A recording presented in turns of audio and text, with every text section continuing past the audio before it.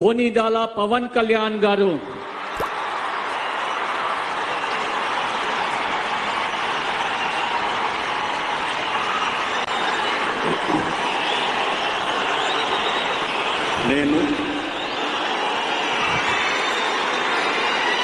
కొనిదెల పవన్ కళ్యాణ్ అనే నేను శాసనం ద్వారా నిర్మితమైన భారత రాజ్యాంగం పట్ల నిజమైన విశ్వాసం విధేయత చూపుతానని భారతదేశ సార్వభౌమాధికారాన్ని సమగ్రతని కాపాడుతానని